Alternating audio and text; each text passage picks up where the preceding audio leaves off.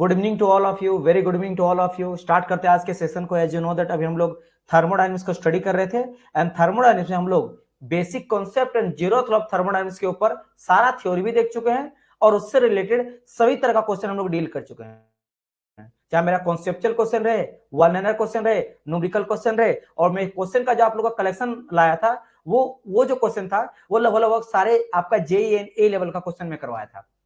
SSC का, RRB का, RRB में जेई का, आरआरबी में सीनियर का, इसके अलावा अलग स्टेट में जैसे बिहार, एमपी वगैरह का एजेई का और स्टेट लेवल का एजेई का क्वेश्चन में करवाया था। बहुत अच्छा कलेक्शन था और वो काफी अच्छा सेशन भी रहा। भी काफी बच्चे आप लोग लाइव भी आए थे, ऑलमोस्ट मुझे लग रहा है 50 तक लाइव थे बच्चे, और काफी अच्छा आप लोगों ने अटेंड करा। यानी कि मैं ये पक्का बोल सकता हूं कि जो भी बच्चा अच्छा से थ्योरी को पढ़ा है वो सारे बच्चे का कॉन्सेप्ट क्लियर हो चुका है जीरोथ लॉ के ऊपर। Now in today's session we are going to start your first law of thermodynamics। आज से हम लोग फर्स्ट लॉ ऑफ थर्मोडायनेमिक्स को स्टार्ट कर रहे हैं एंड आज का हम लोग का टॉपिक रहने वाला है thermodynamic work, their types and work sign convention. ये हम लोग का फर्स्ट टॉपिक रहेगा। अगर इसको हम लोग क्लियर कर लेंगे तो हम लोग सेकंड टॉपिक को भी स्टार्ट करेंगे। बट फिलहाल in today session we are going to start thermodynamics work. क्या होता है आखिर मेरा थर्मोडायनेमिक्स वर्क वो समझेंगे, फिर थर्मोडायनेमिक वर्क और कितने तरह का और वर्क होता है उन सब के बारे में डिस्कस करेंगे, उन सभी के टाइप के बारे में, वर्क का टाइप के बारे में। एंड उसके बाद हम लोग देखेंगे वर्क का साइन कन्वेंशन, जैसे वर्क पॉजिटिव कब लिया जाता है, वर्क नेगेटिव कब लिया जाता है, वर्क आपका जीरो कब होता है, इन सब के बारे में समझेंगे। बिकॉज साइन कन्वेंशन से आपका जो न्यूमेरिकल्स बनता है ना वहां पे आपका ये हेल्प करता है। आपको क्वेश्चन में नहीं मेंशन रहेगा कि पॉजिटिव और नेगेटिव, आपको समझना है कि क्वेश्चन जो है ना वो वर्क को पॉजिटिव बोलना चाह रहा है फिर नेगेटिव बोलना चाह रहा है। तो इन सब के बारे में आज हम लोग स्टडी करेंगे। तो चलिए स्टार्ट करते हैं। Good evening to all of you. चलिए देखो, सबसे पहले जब मैं यहां पे बात करता हूं किसके बारे में, फर्स्ट लॉ ऑफ थर्मोडायनेमिक्स का, तो अभी तक आप लोग क्या जानते हैं सर? अभी तक हम लोग ये पढ़े हैं कि कोई भी अगर मेरा सिस्टम है ना, तो सिस्टम का कोई ना कोई प्रॉपर्टीज होगा, जैसे प्रेशर हो गया, डेंसिटी हो गया, है ना, वॉल्यूम हो गया, मास हो गया, these all are my property. ये सब का सब प्रॉपर्टी होता है। और जब इसमें हम लोग क्या करते हैं, हीट देते हैं या लेते हैं या वर्क करते हैं या वर्क मिलता है, तब इसके प्रॉपर्टीज में चेंज आता है। इसका प्रेशर, वॉल्यूम, टेम्परेचर ये सभी में चेंज आता है जब इसे हीट लिया जाता है या दिया जाता है, फिर वर्क लिया जाता है या वर्क दिया जाता है। क्लियर? यानी कि अगर मैं बोल सकता हूं कि यहाँ पे एनर्जी का इंटरेक्शन होता है। इंटरेक्शन किसका होता है? एनर्जी का इंटरेक्शन देखते हैं, राइट।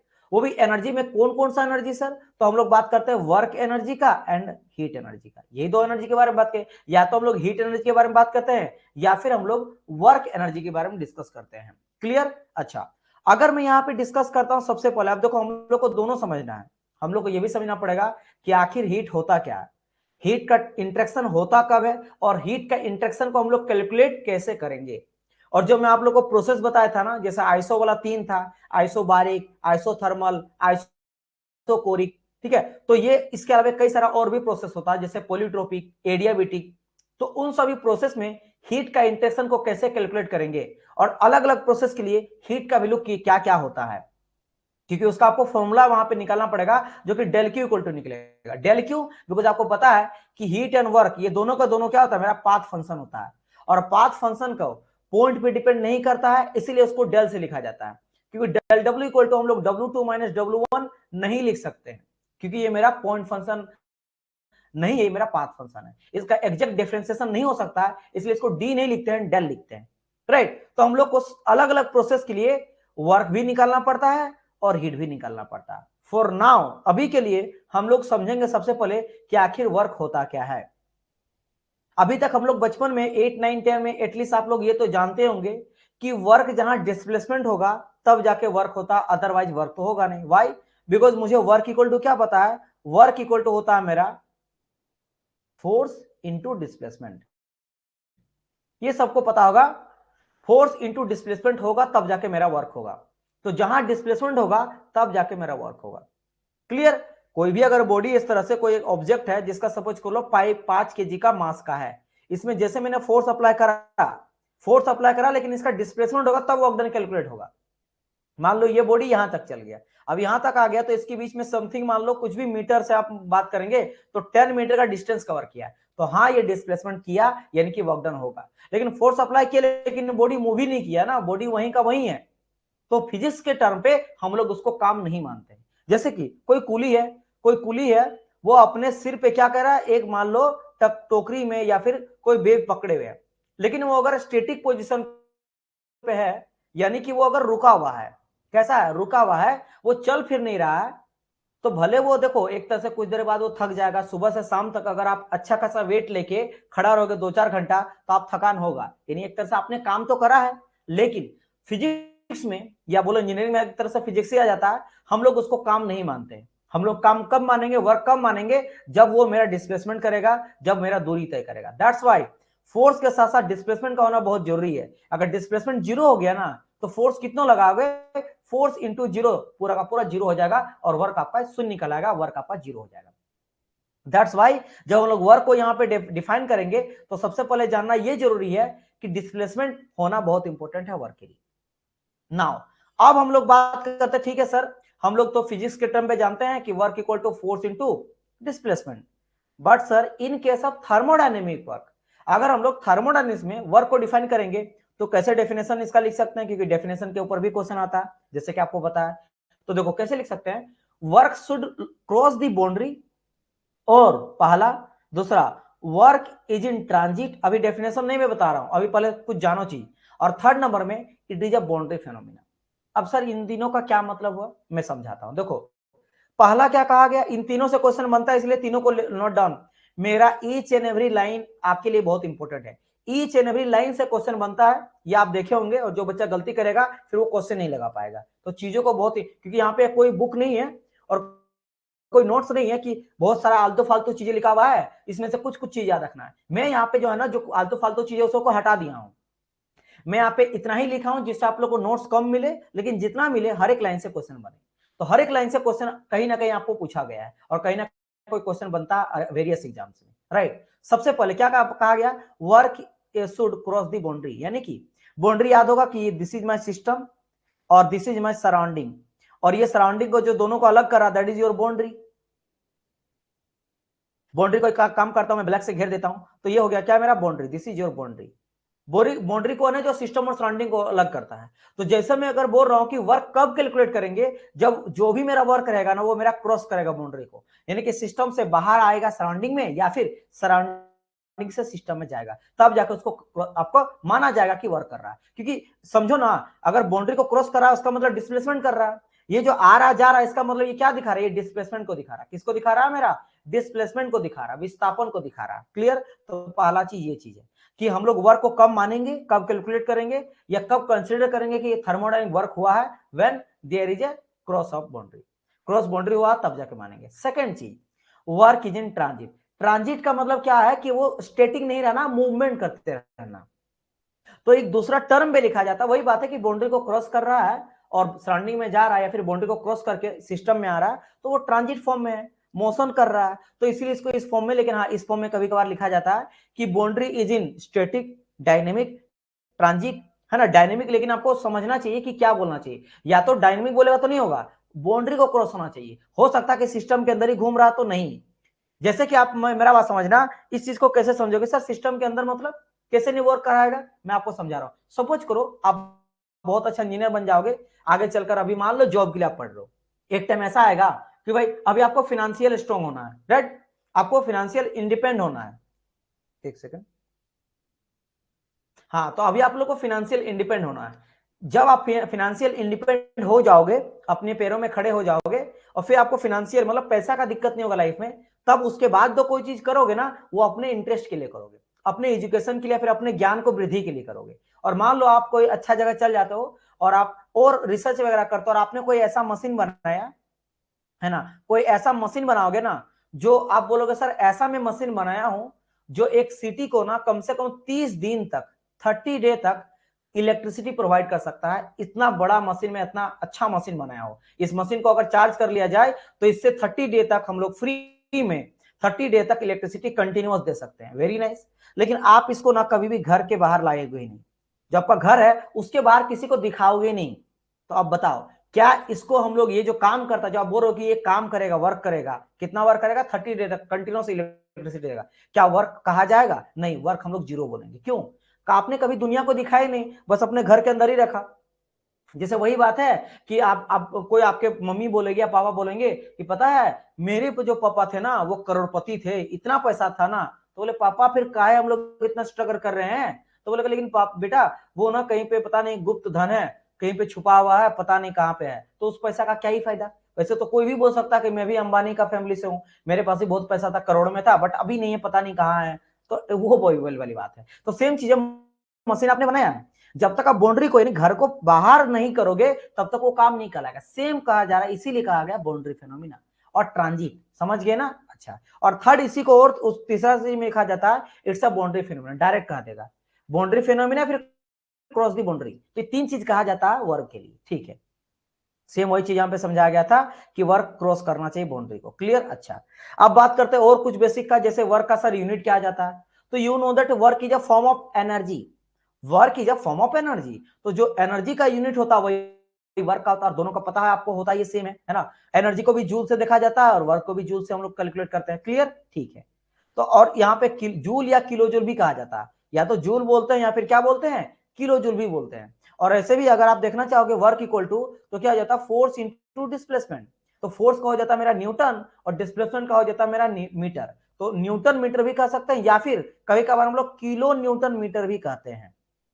उसी तरह या तो जूल बोलते हैं, इसी न्यूटन मीटर को हम लोग जूल बोलते हैं, ध्यान देना। इसी न्यूटन मीटर को क्या कहते हैं हम लोग, जूल कहते हैं, या फिर किलो न्यूटन मीटर को क्या कहेंगे, किलो जूल कह देते हैं। तो दोनों यूनिट आपका हो सकता है। क्लियर। अच्छा, और यहीं से अगर कोई बोले कि सर पावर क्या, तो basically power is nothing but the work done per unit time. मतलब आप जो काम कर रहे हो कितना टाइम पे कर रहे हो, एक पर्टिकुलर टाइम, कि मैंने एक दीवार को खड़ा किया 10 सेकंड पे, 4 सेकंड पे, तो पर यूनिट टाइम के बेसिस में जब कर जज करते हैं ना तो पावर हो जाता है कि काम आप कितना समय में किए। तो वो हो जाता है फिर या तो जूल पर सेकंड ले लेते हैं, है ना। तो जूल पर सेकंड में हो जाता है मेरा वाट, या फिर जैसे मैंने यहां कहा था किलो जूल लेके चलेंगे, तो अगर आप ले लोगे किलो जूल पर सेकंड तो फिर हो जाता है मेरा किलो वाट।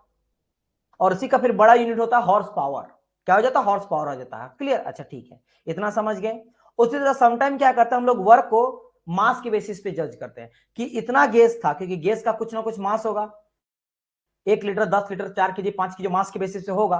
तो मास के बेसिस पे अगर जज करते हैं तो फिर इसको हम लोग लेते हैं किलो जूल पर केजी में। इसीलिए इन थर्मोडायनेमिक्स हम लोग केवल केजी के बारे में डिस्कस नहीं करेंगे। जैसे हीट का हम लोग जब भी बताएंगे ना कि हीट कितना है, तो 30 किलो जूल पर केजी हम लोग ऐसे लेके चलेंगे, पर केजी।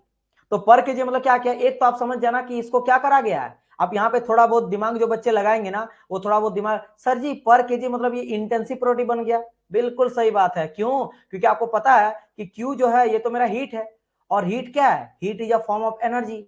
तो एक तरह से ये एनर्जी है। और आपको मैंने बताया था कि all energy are extensive property, जो कि मेरा डिपेंड करता है मास पे। क्या करता है, डिपेंड करता है ऑन मास। और इन थर्मोडायनेमिक्स हम लोग क्या लेते हैं, इंटेंसिव प्रॉपर्टी लेते हैं, मास को नहीं जज करते हैं, तो डिवाइड करना पड़ा मास को। यानी कि क्यू को हम लोग क्या किए, मास से डिवाइड करके इसको छोटा क्यू बना दिए। तो बेसिकली अगर मैं आपको बोलूंगा कि 30 किलो जूल पर केजी है, इसका मतलब पता है कौन सा क्यू है, ये बात कर रहा छोटा क्यू का, बड़ा क्यू नहीं है, क्योंकि ये मेरा है क्या, इंटेंसिव प्रॉपर्टी, इंटेंसिव, मास इंडिपेंडेंट है, इसको मास को डिवाइड कर दिया गया। वहीं अगर मैं बोलूंगा एक तरह से कि एक हो गया मेरा डब्लू, बड़ा डब्लू, तो बड़ा डब्लू का मतलब कि 40 मान लेते हैं, तो 40 किलो जूल बड़ा डब्लू। लेकिन जैसे मैं बोलूंगा कि 40 किलो जूल नहीं है, किलो जूल पर केजी है, इसका मतलब ये छोटा डब्लू है। क्यों, क्योंकि ये मेरा है एक्सटेंसिव प्रॉपर्टी और ये मेरा इंटेंसिव प्रॉपर्टी, क्योंकि मास को डिवाइड कर दिया। ये भी आपको समझना है।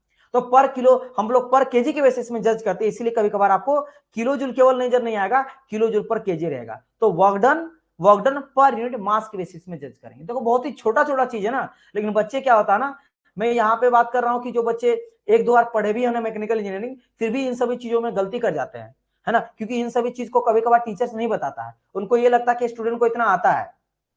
लेकिन कभी कभार इन सब के वजह से क्या होता है ना, बच्चे गलती कर जाते हैं, फिर समझ नहीं आता कि कहाँ गलती हुआ और क्वेश्चन गलत हो जाता है। तो इसीलिए टाइम देना, इनिशियल में टाइम देना कोई बुराई बात नहीं है। एक कोई थ्योरी नहीं था सर जी स्लो पढ़ा रहे हैं, सर फास्ट पढ़ा रहे हैं। देखो अगर कोई फास्ट पढ़ाएगा तो 1 घंटा का मान लो लेक्चर कंप्लीट हो जाएगा, वही कोई स्लो पढ़ाएगा तो 60 के जगह में हो सकता है 70 मिनट लग जाए। 10-15 मिनट का गैप रहता है, अंतर रहता है, लेकिन हाँ आपका जो कॉन्सेप्ट बिल्डअप होता है ना वही काम आता है आगे। ठीक है, चलिए, तो यहां तक अगर आप समझ गए तो आप बढ़ते हैं आगे। देखो पावर के बारे में जो मैंने कहा था किलो जूल पर केजी यानी किलोवाट हो गया, और हॉर्स पावर भी मैंने कहा था, और आपको ये तो पता ही होगा कि 1 हॉर्स पावर इक्वल टू होता 746 वाट। तो अगर वाट में कहा जाए तो 746 वाट, लेकिन अगर किलोवाट कहा जाए, किलो मीन्स क्या होता है 10⁻3। तो यानी कि समझ लो अगर मैं बोल रहा हूं यहां पे कि 7 इतना वाट है, और जैसे मैं बोलता हूं कि किलोवाट, किलोवाट मतलब 10⁻3, यानी कि यहां पे क्या करना पड़ेगा 746 में 10⁻3 का डिवाइड, तो क्या हो जाएगा, जो तीन गो जितना जीरो रहता है उतना पीछे चल जाता है, तो 0.123746 किलोवाट आ जाएगा। क्लियर। अब बात करते हैं what is this sir definition of work in case of thermodynamics. तो अकॉर्डिंग टू थर्मोडायनेमिक सोसाइटी का जो ये डेफिनेशन है ना, ये थर्मोडायनेमिक सोसाइटी मतलब क्या होता है कि जो थर्मोडायनेमिक स्टडी किया साइंटिस्ट लोग, उसके अकॉर्डिंग ये डेफिनेशन को स्टैंडर्ड मान के चलता है। अदरवाइज आप जैसे समझोगे वो अलग बात है, लेकिन ये क्या बोलती है कि work is said to be done, काम तब किया जाएगा, फिर काम हो गया है इसको तब माना जाएगा जब बाय द सिस्टम के द्वारा काम तब माना जाएगा if the sole effect on the thing to the external system can be equated to raise the weight. अब बोलेंगे सर ये क्या ही भारी वर्क का डेफिनेशन बोल दिया, कुछ तो समझ नहीं आया। मैं आपको तोड़ तोड़ के समझाता हूं। क्या कहा गया पहले यहां से यहां तक कि सिस्टम के द्वारा काम तब माना जाएगा जब इट्स सोल इफेक्ट मतलब कि सोल माना कंप्लीट इफेक्ट, इसका कंप्लीट इफेक्ट जो है ना वो एक्सटर्नल थिंग पे, यानी कि भाई सोल इफेक्ट मतलब सिस्टम का काम को तब माना जाएगा जब एक्सटर्नली मतलब सराउंडिंग में क्रॉस दी बाउंड्री, क्योंकि सराउंडिंग कब होगा, एक्सटर्नल कब होगा, जब सिस्टम क्रॉस करेगा तब, तो क्रॉस करेगा बाउंड्री में सिस्टम, और वो इक्वल टू होगा मेरा रेज ऑफ वेट, यानी वेट कुछ उठाएगा। तो सिस्टम के द्वारा तब काम माना जाएगा बाहरी में जब इसके द्वारा कुछ वजन को उठाया गया है। अच्छा वजन को क्यों उठाएगा, इसका मतलब क्या है, ये इनडायरेक्टली आपको ये बोलना चाह रहा है ना कि डिस्प्लेसमेंट हो रहा है। कैसे सर, कि सपोज करो this is my system.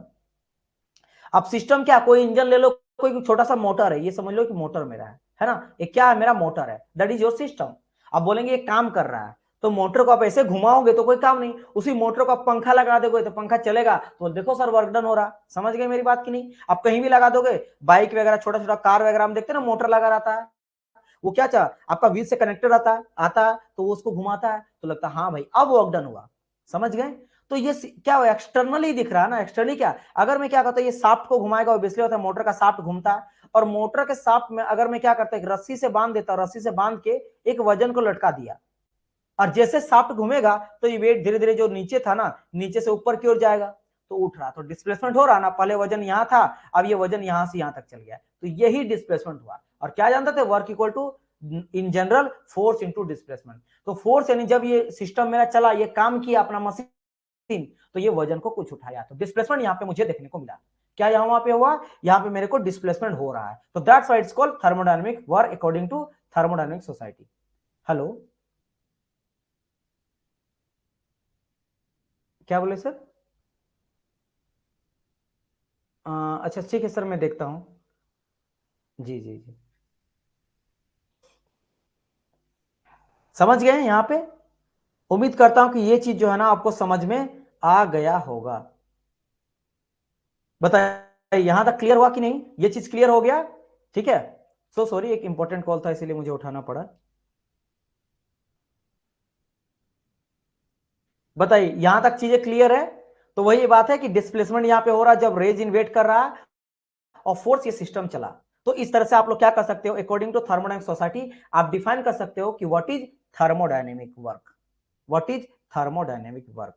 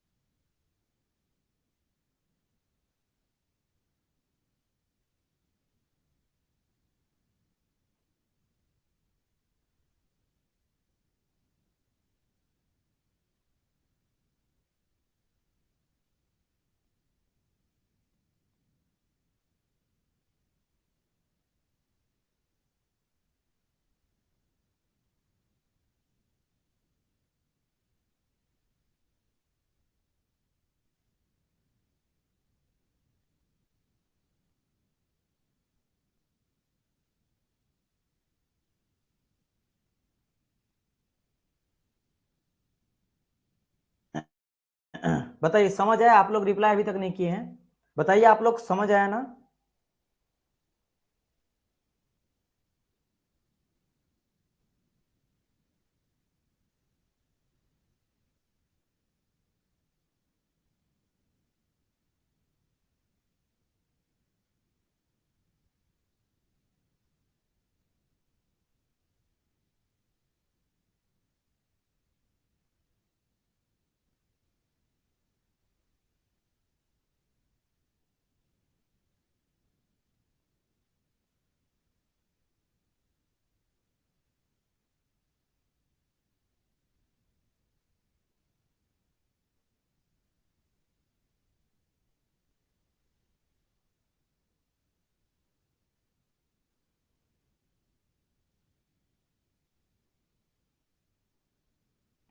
Okay, understood. Okay, thank you for your reply, thank you so much. एक second, just a minute, just a minute, so sorry, एक थोड़ा सा आप रुकिएगा।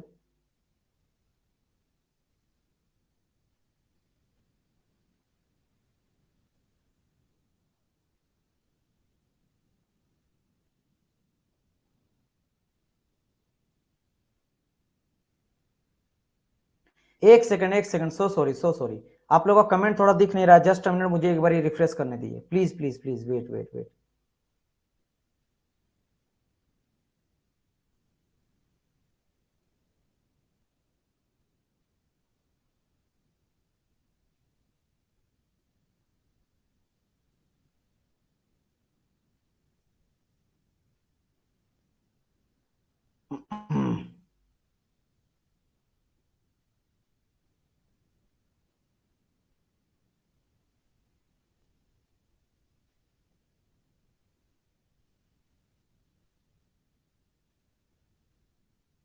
चलिए, तो यहां पे हो गया। चलिए तो स्टार्ट, आगे बढ़ते हैं देन, ठीक है? यहां तक अगर आप लोग समझ गए तो अब नाम मूव करते हैं आगे। अब बात करते हैं साइन कन्वेंशन के बारे में। किसके बारे में बात करते हैं? साइन कन्वेंशन के बारे में बात करते हैं। अब देखो क्या होता है कि वर्क डन आपका पॉजिटिव है कि नेगेटिव है, ये हम लोग जज करते हैं on the basis of work done by the system और work done on the system. अगर मैं बात करता हूं कि दिस इज माई सिस्टम, ये मेरा क्या है? एक सिस्टम है, और एक सिस्टम में अगर क्या किया जाता है, work done by the system होता है, यानी कि ये सिस्टम काम कर रहा है, ये सिस्टम काम कर रहा है, तो क्या कहलाएगा?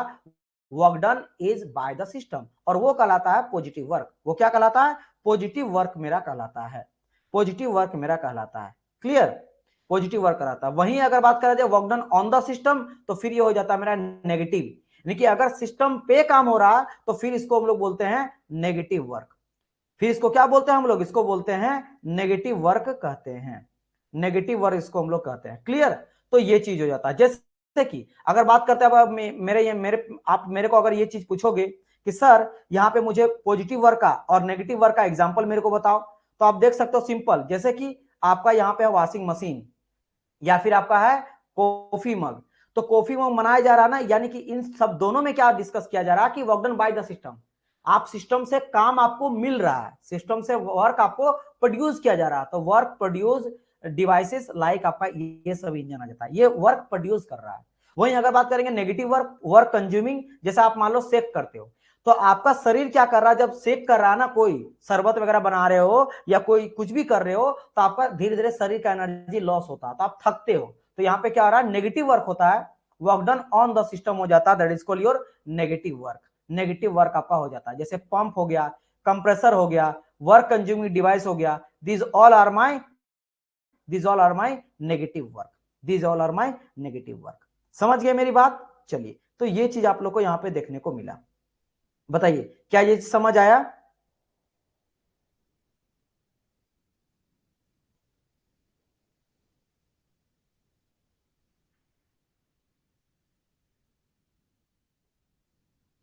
क्या ये चीज आपको समझ आया? बताइए।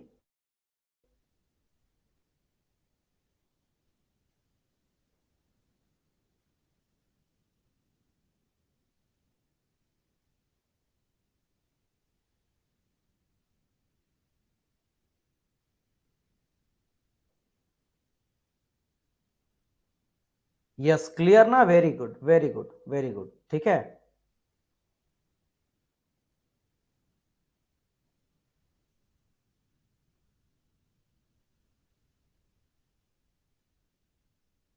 चलिए तो आगे बढ़ते हैं अब, ठीक है।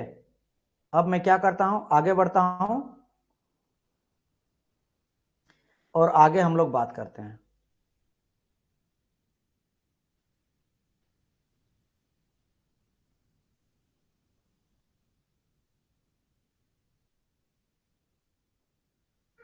एक practical example sir, washing machine वाला एग्जांपल एक्सप्लेन कर दीजिए फिर से। बिल्कुल मैं कर देता हूं, बिल्कुल मैं कर देता हूं।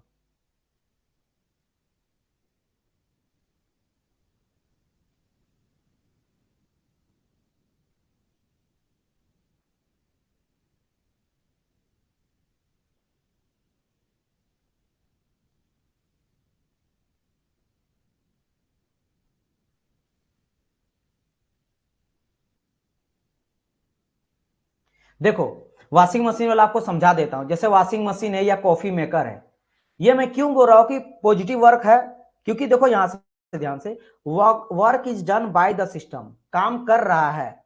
जैसे कि यहाँ पे क्या किया है, इलेक्ट्रिसिटी, मान लो आप इलेक्ट्रिसिटी यहाँ पे देते हो, तो वो एक तरह से आपने एनर्जी सप्लाई करा, तो एनर्जी सप्लाई करने के बाद ये काम आपको मिल रहा है, आपको पॉजिटिव वर्क मिल रहा है, इससे आप कपड़ा धो पा रहे हो। उसी तरह कॉफी में आपने यहाँ पे सिस्टम से क्या करा, इलेक्ट्रिसिटी, आपको एनर्जी मिला, एनर्जी दिया गया, तब जाके कॉफी बना के आपको दे रहा है, तो that is your positive work, that is your positive work. तो ये दोनों से क्या मिला आपको, पॉजिटिव वर्क मिला। ये दोनों से क्या मिला आपको, पॉजिटिव वर्क मिला। क्लियर। और वहीं अगर बात करते हैं इसका नेगेटिव वर्क, क्यों, क्योंकि आपके अंदर का एनर्जी जो है ना आप इसमें लगा रहे हो, तो दैट्स व्हाई नेगेटिव वर्क। आप एक दुकान जो खोलते हो, दुकान में क्या चाहते हो कि आप जितना पैसा लगाए उससे ज्यादा आपको मिले। ये नहीं कि पैसा लगाते जा रहे हो, लगाते जा रहे हो, लगाते जा रहे हो, आपको कुछ आउटपुट मिल ही नहीं रहा, तो नेगेटिव वर्क कहलाएगा। समझ गए, है ना, समझ गए मेरी बात की नहीं। इस तरह से पॉजिटिव वर्क। और आप देखना चाहते हो, जैसे आपका बाइक है, आप क्या करते हो, वहां पे हीट डालते हो, यानी कि आपने फ्यूल डाला, फ्यूल कंबसन हुआ, फ्यूल कंबसन के बाद आपका बाइक चल पड़ा, तो आपको वर्क मिला पॉजिटिव वर्क। उस इंजन के द्वारा काम किया गया, उस इंजन के द्वारा काम किया गया, that is your positive work. उसी तरह अगर बात करते हैं on the system, negative work का बात किया जाता है, तो आप कोई भी इंजन ले लो। जैसे अगर मैं बात कर लेता हूं क्या, जैसे कंप्रेसर, कंप्रेसर जो जैसे हम कहा गया पंप या कंप्रेसर, उसमें इलेक्ट्रिसिटी दिया जाता, कंज्यूम करता वो इलेक्ट्रिसिटी को, समझ गए, और वो अपने अंदर रखता, वो आउटपुट नहीं देता। पंप, पंप जो है ना, वो आउटपुट आपका नहीं देता, वो नेगेटिव वर्क कहलाता है। ये आप ऐसे समझना, ऐसे मत समझना कि सर इलेक्ट्रिसिटी मिल रहा है, इलेक्ट्रिसिटी से आपको क्या मिलता है वो बहुत इंपॉर्टेंट है। क्योंकि एक ही डिवाइस, जैसे आपका रेफ्रिजरेटर रहता है ना, रेफ्रिजरेटर में आपका कंप्रेसर भी लगा रहता है इधर, और आपका यहाँ पे आपका एक्सपेंशन वाल्व भी लगा रहता है, ठीक है, दोनों लगा रहता है। तो एक मेरा पॉजिटिव, आपका एक्सपेंशन भी करता है, वो पॉजिटिव वर्क करता है, और नेगेटिव, क्योंकि सिस्टम में क्या हो रहा है ना, इस सिस्टम में ये इलेक्ट्रिसिटी ले रहा है या वर्क आउटपुट ले रहा है, मेरा वर्क आउटपुट दे रहा है। समझ गए, ये बहुत इंपॉर्टेंट है जानना। तो उम्मीद करता हूं कि सिंपल, ज्यादा अंदर जाओगे तो it will be so confusing for you, है ना। तो जैसे से आगे बढ़ेंगे ना आपको समझ आएगा। चलिए, okay sir, now clear, very good, है ना। तो ज्यादा अंदर मत जाना, नहीं तो बहुत कंफ्यूजन क्रिएट होगा, क्योंकि अभी आप लोग सेकंड लॉ, फर्स्ट लॉ नहीं पढ़े हो। तो ये सब जब पढ़ोगे ना, तब जाके आपको ज्यादा क्लियरिटी मिलेगा, तब जाके आपको ज्यादा क्लियरिटी मिलेगा। चलिए, इतना समझ गए, अब बढ़ते हैं आगे। अब देखो यहाँ पे कुछ वर्क के बारे में और कहा गया। जैसे पहला नंबर में कहा गया कि work is a boundary phenomena और इन ट्रांजिट, जो हम लोग पहले डिस्कस कर चुके हैं कि वर्क क्या हो जाता है, वर्क मेरा एक बाउंड्री फेनोमिना होता है जो बाउंड्री को क्रॉस करता है या ट्रांजिट मोशन करते रहता है। अच्छा, इसके अलावा आपको यह भी पता है कि work can't be determined at a fix point. हम लोग वर्क को एक पॉइंट पे कैलकुलेट नहीं कर सकते हैं। It means work is not a point function, ये मेरा पॉइंट फंक्शन नहीं होता, ये क्या होता है, इट्स अ पाथ फंक्शन। जैसे कि एक पॉइंट मैंने बहुत अच्छे से समझा था कि 1 से लेकर 2 तक जा रहे हैं, ये पाथ आपका ए पाथ है, ए पाथ के थ्रू जा रहा है। यही पाथ को अगर मैं चेंज करता हूं, जैसे देखो ये मेरा ए पाथ था, अब इस पाथ को मैं बस ऊपर से चल गया, देखो यहां से ऊपर से चल गया बी पाथ के through, this is your B, ये मेरा बी है। तो अगर मैं बी का एरिया देखता हूं तो बी का एरिया ज्यादा बड़ा है, ए का एरिया यहाँ पे कम है। तो आप क्या देख रहे हो कि ए का जो एरिया है ना वो बहुत ही कम है, और बी का जो एरिया है ना वो मेरा ज्यादा बड़ा है। बी का एरिया क्या है, मेरा बड़ा है, ए का एरिया यहाँ पे कम है, ए का एरिया कम है, बी का एरिया यहाँ पे बड़ा है। तो ऑब्वियसली बात आप यहाँ पे देख सकते हो कि वर्क जो है ना वो पाथ फंक्शन है, एरिया पे डिपेंड कर रहा है कि छोटा है कि बड़ा है। और बहुत अच्छी तरह से मैं आपको समझाया था पहले भी, जब मैं आपको समझाया था work, heat, path function, point function.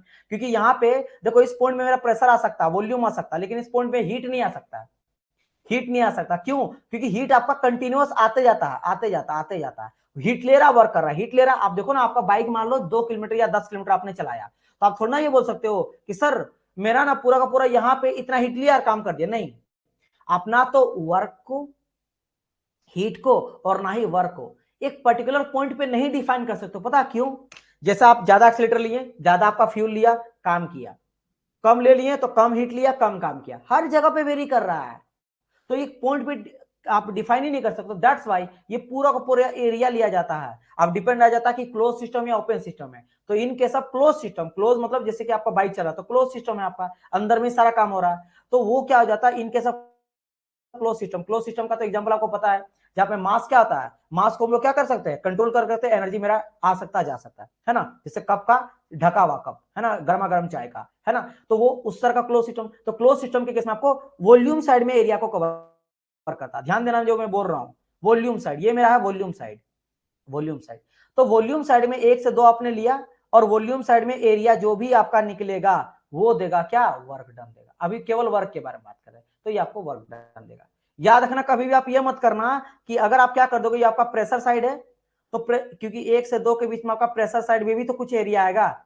इस साइड में अगर आप एरिया निकालोगे तो वर्क आएगा, बिल्कुल आएगा वर्क, लेकिन पता है ये किसका वर्क आएगा, ये ओपन सिस्टम का वर्क आएगा, ये क्लोज सिस्टम का वर्क नहीं आएगा, जहां पे मास और एनर्जी दोनों आ जा सकता है। फिलहाल बात करें वर्क का, तो वर्क के केस में, क्लोज सिस्टम के केस में याद रखना कि आपको इस साइड देगा। ये हो जाएगा किसके लिए, this is for your close system, और अगर मैं इधर बात करता हूं तो this is for your open system. या अलग कलर से मैं ओपन के लिए दिखा देता हूं, ब्लैक वाला, तो this is for your open. Volume side में आपको क्या मिल जाता है, ओपन का वर्क डन मिलता है, ओपन सिस्टम का वर्क मिलता है, ओपन सिस्टम का। और ये मेरा क्लोज सिस्टम का रेड वाला जो है ना, वो किसका, मेरा क्लोज सिस्टम का वर्क हो जाता है। इस बात को ध्यान रखना है, और ये मेरा पाथ फंक्शन होता है। चलिए इतना अगर आप समझ गए, तो अब कुछ और पॉइंट्स के बारे में बात करते हैं, जैसे कि इट, चलो ये तो समझ ही गए, it depend on the nature of the process, कि नेचर मेरा कैसा है, किस तरह से जा रहा है, ठीक है। अच्छा, it's not a point function, है ना, it's not a point function, it is, हाँ इसके अलावा इसको डेल से लिखा जाता है। डेल क्यों, कि जो भी पॉइंट फंक्शन होता है उसका पॉइंट पे डिपेंड करता है, इसलिए जो डिफरेंशिएशन लिखते हैं हम लोग, डिफरेंशिएट करते हैं 2 पॉइंट पे डिपेंड करता है, फाइनल माइनस इनिशियल। ये बेसिकली P2 फाइनल है, P final minus P initial. तो इनिशियल फाइनल पॉइंट पे डिपेंड कर रहा है, जहां से स्टार्ट किया जहां तक गया, खत्म खेल, बीच में कुछ नहीं। इनिशियल का P1 वैल्यू और यहाँ पे आपका P2 वैल्यू, यहाँ पे V1 वैल्यू, V2 वैल्यू। लेकिन ये चूंकि पॉइंट पे डिपेंड नहीं करता, इसलिए डी तो नहीं लिखते, तो किससे लिखते हैं, डेल से लिखते हैं, डेल डब्ल्यू से लिखते हैं। तो डेल डब्ल्यू इसको कहा जाता है इनएग्जैक्ट डिफरेंशिएशन, और जहां डी से उसको कहा जाता है एग्जैक्ट डिफरेंशिएशन। प्रॉपर डिफरेंशिएशन हो सकता है, इसका प्रॉपर डिफरेंशिएशन नहीं हो सकता है। इसलिए वर्क जो होता है इसको या तो हम लोग लिखते हैं डेल डब्ल्यू ऐसे करके, या फिर डी से हम लोग कट कर देते हैं, तो ये या फिर ये, इन दोनों से दिखाया जाता है ना। Not shown by the D W, D W से कभी नहीं दिखाएंगे। और ना ही आप वर्क डन को ऐसे लिख सकते हो कि W2 माइनस W1, ऐसे भी नहीं लिख सकते, ये भी आपका गलत हो जाएगा, राइट। तो वर्क जो होता है इस टाइप ऑफ एनर्जी हो जाता है। जो इंटरेक्शन बहुत इंपॉर्टेंट होता है, ये आप लोग समझे। और इंटरेक्शन कब, इंटरेक्शन में भी डिस्प्लेसमेंट होगा तब इंपॉर्टेंट होगा, डिस्प्लेसमेंट होगा तब जाके वर्क को मानेंगे। तो वर्क ये टाइप ऑफ एनर्जी जिसके लिए आपका इंटरेक्शन इंपॉर्टेंट है, और इंटरेक्शन में भी उसका डिस्प्लेसमेंट बहुत होना चाहिए, मतलब बहुत इंपॉर्टेंट है होना, तब जाकर उसको माना जाएगा कि हाँ ये वर्क मेरा। और ये पूरी तरह से देख सकते हो, जैसे ग्राफ देखो, ग्राफ में कहीं आपका इतना है वर्क, कभी ज्यादा हुआ, ज्यादा हिट दिया गया है, फिर आपका और कम हो गया कहीं पे, फिर वो कम, जैसा बाइक चला रहे हो कहीं गड्ढा आ गया, नीचे हो गया, ज्यादा ले लिया आपने फ्यूल, हर जगह पे ये मेरा वेरी करेगा, तो वेरी करते रहता। तो ये पूरी तरह से देखो, एक पॉइंट पे डिपेंड ही नहीं करता है, ये पूरी तरह से पाथ पे डिपेंड करता है। क्लियर माय पॉइंट और नॉट? उम्मीद करता हूं कि यहां से आप लोग समझ गए होंगे what is your work, what is your work. Now अब बात करेंगे कुछ अलग टाइप ऑफ वर्क के बारे में, है ना, कुछ टाइप्स ऑफ वर्क के बारे में डिस्कस करेंगे। तो चलिए स्टार्ट करते हैं, स्टार्ट करते हैं। कुछ ऐसे वर्क है जो आप लोग कभी ना कभी देखे होंगे या पढ़े होंगे, है ना, देखे होंगे तो वो अलग बात है ना, लेकिन आप जरूर ना कभी पढ़े होंगे। और कुछ ऐसे वर्क में बताऊंगा जो आपके सब्जेक्ट के लिए इंपॉर्टेंट है। जैसे कि सबसे पहले वर्क आ जाता है मेरा इलेक्ट्रिकल वर्क। क्या आ जाता है मेरा, इलेक्ट्रिकल वर्क आ जाता है। What is sir electrical work? Electrical, जैसे आप मान लो बल्ब जलाते हो, तो बल्ब के लिए क्या आ जाता है, इधर से आपका आता है potential difference. Due to potential difference की वजह से आपका करंट फ्लो करता है, हर जगह पे डिफरेंस होना चाहिए। पानी क्यों आपका बहता है, हाइट की वजह से, हाइट डिफरेंट, ऊपर से नीचे। हवा क्यों बहता है, प्रेशर डिफरेंस की वजह से। और इसके अलावा बात करेंगे, अगर बारिश भी होता है, तो बारिश भी होता है, वो क्यों होता है, बारिश के पीछे भी प्रेशर डिफरेंस होता है, क्योंकि आपका लैंड में क्या हो जाता है, हाई प्रेशर आपका बन जाता है, ठीक है। ये लो प्रेशर रीजन बन जाता है। क्यों? क्योंकि लैंड में बहुत सारा जो भी आपका जहां जहां पे पानी वगैरह आता, तालाब वगैरह, वहां से हीट की वजह से, इवोपरेशन की वजह से सारा उठ जाता, क्लाउड में चल जाता, तो प्रेशर लो हो जाता वहां पे। और जो आपका सी वगैरह रहता है वहां पे बनता हाई प्रेशर। अब हवा जो चलता है वो हाई से लो की ओर चलता, तो सारे हवा जो है ना वो कहाँ आता, लैंड की ओर आता है। और क्योंकि यहाँ पे बहुत सारा बादल रहता है, आपस में जब इधर से आकर आता तो टकराता दोनों, फिर बारिश होता है। तो हर एक चीज उसी तरह बात करेंगे। हीट हीट हीट क्यों ट्रेवल करता है? Due to temperature difference. जब तक मेरा टेम्परेचर डिफरेंस नहीं होगा, जैसे यहाँ हाई टेम्परेचर है, ये लो टेम्परेचर है, तब तक आपका हीट फ्लो नहीं करेगा, तब तक मेरा हीट फ्लो नहीं करेगा। तो डिफरेंस होना चाहिए। दैट्स वाई यहाँ पे भी मैं बोल रहा हूँ ड्यू टू पोटेंशियल डिफरेंस आपका हीट ट्रेवल करता है। तो करंट मान लो सप्लाई हो रहा है ड्यू टू पोटेंशियल डिफरेंस, बीच में इसको रोकने के लिए कौन रहता है? रेजिस्टेंस। तो हम लोग इलेक्ट्रिक वर्क कैसे निकालेंगे? इलेक्ट्रिक वर्क सिंपल निकालते हैं वोल्टेज इंटू करंट करके, वोल्टेज इंटू करंट का। समटाइम इसको टाइम के बेसिस में निकाला जाता है। तो अगर डेल टी जैसे कहा जाता है कि आपका वर्क जो हुआ है वो पर यूनिट टाइम कितना वर्क किया है, इलेक्ट्रिकल वर्क है ना, इतना समय पे कितना काम किया है, इलेक्ट्रिसिटी कितना काम किया, तो आप निकालोगे क्या? Voltage into time into time, sorry, voltage into current into del T, time difference, time. ये चीज हम लोग लेते हैं। तो यहां से हो सकता है आपका, ठीक है, जहां पे जो हम लोग वी है that is your potential difference, वही लिया गया यहाँ पे। ओके, ये चीज हो गया आपका इलेक्ट्रिक वर्क। फिर बात करते हैं मैकेनिकल वर्क। मैकेनिकल वर्क जहां पे फोर्स वगैरह अप्लाई किया जाता है, जो हम लोग बचपन से पढ़ते आते हैं ना कि कोई पुली लेके चल रहा है, कोई चीज को धक्का दियो तो चला। तो जहां पे भी मैकेनिकल मतलब जहां पे फोर्स वगैरह लग रहा है, जहां फोर्स लग रहा है ना, उस तरह का चीज को हम लोग उस तरह से जो वर्क निकालते हैं that is called your mechanical work. तो मैकेनिकल वर्क वही फोर्स इंटू डिस्प्लेसमेंट है ना। तो F force into displacement DS. तो डीएस क्या हुआ? Change in distance. तो जैसे मान लो ये मेरा बॉडी है, ये पहला जगह पे था, अब ये दूसरा जगह में पहुंच गया, सेकंड प्लेस पे। तो यहाँ पे यहां से लेकर यहां तक क्या हुआ? मेरा डिस्प्लेसमेंट हुआ। This is your displacement. तो दैट इज योर डिस्प्लेसमेंट। तो वर्क इक्वल टू क्या हो जाता है? फोर्स इंटू डिस्प्लेसमेंट आपका हो जाता है, फोर्स इंटू डिस्प्लेसमेंट आपका हो जाता है। तो work equal to F into D S.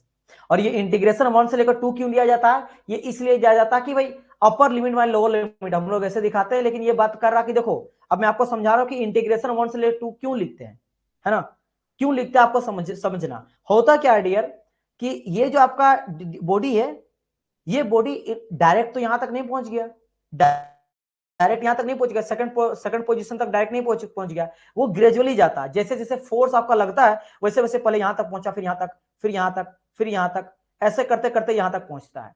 तो ग्रेजुअली जो बढ़ता है, इसीलिए हम लोग क्या लिखते हैं? एफ इंटू जो डीएस लिखते हैं वो 1 से लेकर 2 तक लिखते हैं। मानते हैं कि 1 से लेकर 2 तक जा रहा है, लेकिन हाँ ये ग्रेजुअली को भी दिखाता है कि धीरे धीरे आपका डिस्प्लेसमेंट हुआ है। क्लियर? चलो, तो यहां से निकल गया मेरा force into displacement mechanical work. बात करते हैं आगे।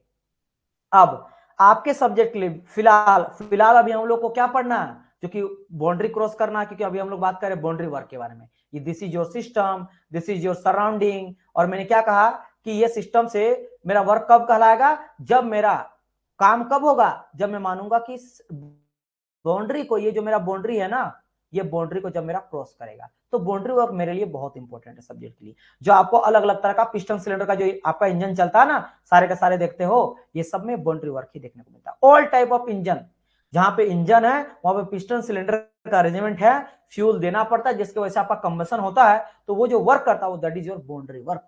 अब चलो डिस्कस करते हैं कि what is your boundary work. समझना, अब बाउंड्री कैसे होता है सर, क्या वर्क है, समझना। देखो, दिस इज योर सिलेंडर। ये क्या है? मेरा सिलेंडर है, जो मैं रेड कलर से समझा रहा हूं, है ना, सिलेंडर है। सिलेंडर के अंदर मेरा क्या? पिस्टन है। सिलेंडर के अंदर दिस इज योर पिस्टन। अब मुझे बार बार दिखाने का तो जरूरत नहीं है कि पिस्टन कैसा होता है ना। पिस्टन आप लोग को कई बार मैं दिखाया हूं, फिर से चाहो तो एक बार मैं दिखा सकता हूं कि दिस इज योर पिस्टन। ये है मेरा क्या? Piston. This is your connecting rod. तो ये आपका क्या? दिस इज योर सीआर है, connecting rod. C for connecting, R for rod. और ये मेरा पिस्टन। ये क्या है? मेरा पिस्टन है, ये वाला पिस्टन है, ये वाला, यहां से लेकर यहां तक ये दिस इज माय पिस्टन। और ये मेरा किसी एक चीज में, खोखला चीज में बंद रहता है, वही मेरा था सिलेंडर। उसी सिलेंडर के ऊपर ऊपर नीचे करता है। और उसके अंदर फ्यूल वगैरह आता है। जब पेट्रोल इंजन है तो पेट्रोल आया और एयर आया, उसको कंप्रेस करता है, फिर आग लगता है, फिर इसको धक्का लेता है, नीचे आता है, एक्सपेंशन होता है, फिर एग्जॉस्ट होता है, फिर आपका इनलेट एग्जॉस्ट पोर्ट खुलता है और बाहर चल जाता है, इस तरह से काम करता है। खैर, ये सब का बात तो आईसी इंजन का है। लेकिन लेकिन लेकिन माई पॉइंट इज कि how can you calculate the work in this. इसमें आप कैसे वर्क को कैलकुलेट करोगे? तो चलो पहले देखो। तो ये मान लो इसके अंदर क्या? मेरा फ्यूल पड़ा पड़ा हुआ है, जैसे एयर है और पेट्रोल है, ये दोनों का फ्यूल का मिक्सचर पड़ा हुआ, this is your gas, this is your gas. अब क्या है कि ये आपका गैस क्या कर रहा है, इस पे प्रेशर अप्लाई कर रहा है, प्रेशर क्या कर रहा है, यहाँ पे अप्लाई कर रहा है, प्रेशर अप्लाई कर रहा है, और this is your area, this is your area, ये क्या आ जाता है, मेरा एरिया आ जाता है। तो ये मेरा एरिया हो गया, ये मेरा प्रेशर हो गया, और ये डिस्प्लेसमेंट क्या, अभी मान लो पिस्टन यहां पे है, लेकिन क्या होगा कि ये पिस्टन मेरा चल जाएगा यहां तक, पिस्टन कहां तक चल जाएगा, आपका यहां तक चल जाएगा, यहां तक चल जाएगा पिस्टन। ये भी तो हो सकता है पिस्टन आगे पीछे जा रहा है, तो डिस्प्लेसमेंट यहां से लेकर यहां तक डिस्प्लेसमेंट होगा। इतना अगर आप समझ गए तो खेल खत्म। वाई, बिकॉज मुझे क्या पता है कि वर्क इक्वल टू होता है force into displacement DX, force into displacement DX आ जाता है, राइट। अच्छा, अब यहां पे अगर बात आ जाता है क्या मेरा फोर्स का, फोर्स कैसे कैलकुलेट करेंगे, तो मुझे पता है सर, क्योंकि देखो यहाँ पे प्रेशर लग रहा, फोर्स तो लग नहीं रहा था सर, प्रेशर कैसे निकालेंगे, तो प्रेशर इक्वल टू होता है फोर्स अपन एरिया, होता है ना, बिल्कुल sir, pressure equal to force upon area, और मुझे क्या चाहिए, फोर्स चाहिए, तो यहां से मैं फोर्स नहीं निकाल सकता हूं, प्रेशर इंटू एरिया करके बस। तो क्या कर देंगे यहाँ पे, pressure into area, force equal to आ गया, इंटू डीएक्स, इंटू क्या आ जाएगा मेरा, डीएक्स यहां पे आ जाएगा। अब मेरे को ये बताओ कि सर यहां पे अगर एरिया, तो एरिया है इंटू डीएक्स है, तो एरिया इंटू डीएक्स, और वॉल्यूम क्या होता है, आपको पता वॉल्यूम, सर जी वॉल्यूम क्या होता है, वॉल्यूम एरिया इंटू लेंथ बोल सकते हैं, है ना, एरिया इंटू लेंथ को हम लोग वॉल्यूम कर सकते हैं। तो देखो ये this is your area A, और डीएक्स क्या, DX is nothing but the length, ये तो डीएक्स जो डिस्प्लेसमेंट हो रहा है वो तो लेंथ ही है, तो इसको मैं बिल्कुल लेंथ बोल सकता हूं। तो यानी एरिया इंटू लेंथ को हम लोग वॉल्यूम बोल सकते हैं, डीवी, और पहले से पी है तो पीडीवी, दैट्स वाई जो मेरा बाउंड्री वर्क होता है उसको कहा जाता है पीडीवी वर्क। और अब हम लोग जब भी मैं आपको बोलूंगा कि पीडीवी वर्क करा, पीडीवी वर्क करा, इट मीन वो मेरा बाउंड्री वर्क का बात करता है, बाउंड्री वर्क का मेरा बात करता है। और ऑब्वियसली बात है this is for close system, this is for close system, close system बोले तो non flow work, non flow क्यों, क्योंकि you know that in case of close system mass जो होता है वो मेरा फ्लो नहीं करता है, इसलिए नन फ्लो कहा गया है, लेकिन एनर्जी मेरा फ्लो करता है, एनर्जी फ्लो करता है, राइट। क्यों, क्योंकि देखो इसके अंदर का जो मास है, इसके अंदर का जो मास है, जो गैस है, वो गैस तो बाहर नहीं जा रहा है, अगर गैस बाहर जाएगा तो आपका जो बाइक है उसके अंदर का फ्यूल खत्म हो जाएगा, कुछ देर के बाद लीक कर जाएगा, तो लीकेज हो जाएगा, तो इंजन खराब है फिर। लेकिन हाँ ये जरूर है कि इसका एनर्जी जो है वो बाहर जा रहा है। क्यों एनर्जी बाहर जा रहा है, क्योंकि जब गर्म हो रहा है हीट, तो हीट कुछ देर के बाद मान लो इंजन को आप बंद कर दो, तो कुछ देर बाद वो गर्म इंजन वो ठंडा हो जाता है, तो कहीं ना कहीं हीट बाहर गया ना सराउंडिंग में, तभी तो ठंडा हुआ, क्लियर, ठीक है। और वैसे भी जब चलता है तो हीट ही तो सप्लाई करते हैं हम लोग आगे, ठीक है। चलो, तो ये हो गया मेरा क्लोज सिस्टम का वर्क, पीडीवी वर्क। देखो यहाँ पे डेल से दिखा गया because it's a path function, और 1 से 2 आपको पता है, जैसे मैंने कहा चेंज होता है आपका, ये ग्रेजुअली चेंज होता है, ये चीज आपका आ गया। चलो इतना समझ गए, सेम चीज यहाँ पे समझा दिया गया कि ये देखो, और हाँ यहाँ पे देखो लिख दिया गया वर्क डन कैसे करो, एरिया अंडर दी कर्व, इस कर्व कौन सा curve, PV, PV, area under the PV curve यहाँ पे लिखना और ज्यादा बेटर रहता, आप चाहे तो लिख लेना इसको एडिट करके, एरिया अंडर पीवी, यानी कि प्रेशर वॉल्यूम डायग्राम का कर्व में, क्योंकि देखो ना आप बोलेंगे सर पीवी कर्व क्यों लेते हैं वर्क डन निकालने के लिए, क्योंकि देखो वर्क डन इक्वल टू क्या आया, प्रेशर और वॉल्यूम का चेंज, तो मुझे प्रेशर एंड वॉल्यूम का ही तो ग्राफ लेना पड़ेगा, इसलिए यहाँ पे प्रेशर एंड वॉल्यूम का ग्राफ लिया गया है, प्रेशर एंड वॉल्यूम का ग्राफ लिया गया है, ठीक है, वॉल्यूम का ग्राफ इन दोनों का लिया गया है। फिर इसके बाद चेंज हो रहा, कुछ ना कुछ मेरा चेंज हो रहा, किसका चेंज हो रहा, वॉल्यूम का चेंज हो रहा, तो वॉल्यूम का देखो 1 से लेकर 2 तक का चेंज है, तो 1 से लेकर 2 तक का चेंज यहाँ पे वॉल्यूम का दिया गया है।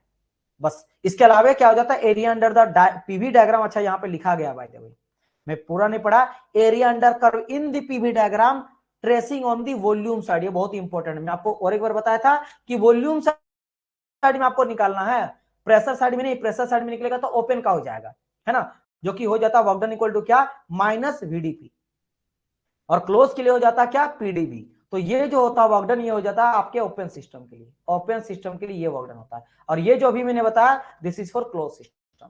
इसीलिए हम लोग और ओपन सिस्टम के लिए किधर आता है, प्रेशर साइड में, इधर अगर यही अगर प्रेशर ओपन के लिए निकालते ना तो ये एरिया को कवर करते हैं, लेकिन फिलहाल अभी हम लोग बात करें क्लोज का, इसलिए इस एरिया को हम लोग लेके चलेंगे, ये आपको समझना पड़ेगा, this is very very important. उम्मीद करता हूं कि ये भी चीज आप लोग यहां पे समझ गए होंगे।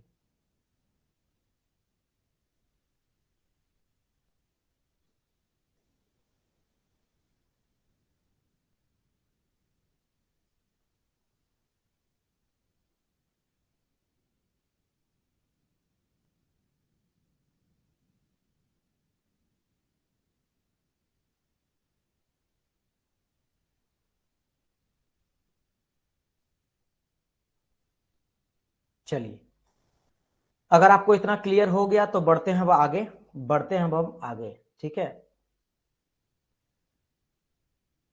बढ़ते हैं हम आगे।